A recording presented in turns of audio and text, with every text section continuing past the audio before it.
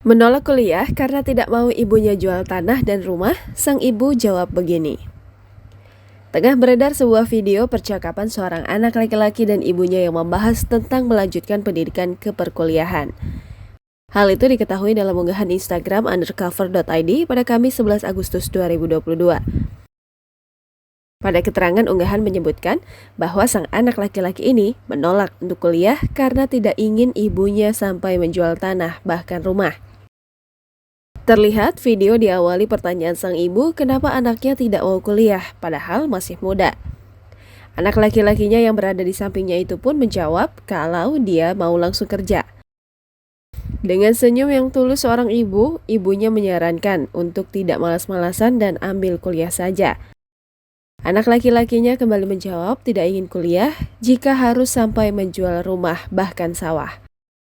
Ibunya pun bertanya besaran biaya kuliah yang harus ditanggung. Anaknya pun menjelaskan jika biaya kuliah itu mahal. Di tengah obrolan, sang ibu pun sempat bercanda bahkan mencium anak laki-laki kesayangannya. Ibunya pun bercerita jika ia ingin memberi bekal ilmu ke anaknya, namun bukan bekal berupa harta. Ia pun melanjutkan, jika perlu, tanah di Boyolali bisa untuk dijual untuk biaya kuliah. Jika ternyata masih kurang, ibunya bisa menjual sawah untuk tambahan biaya. Terdengar isakan tangis dari sang anak, ia pun masih tetap menjawab untuk tidak perlu kuliah. Ibunya kembali bercerita jika ia tidak suka memberi harta. Biar Tuhan yang nanti memberi harta. Ibunya pun bertanya kepada anak laki-lakinya itu jika tidak mau kuliah, mau kerja apa? Anaknya pun hanya menjawab untuk kerja seadanya. Pada keterangan unggahan, video percakapan ibu dan anak laki-lakinya ini dibagikan akun @abdu_753.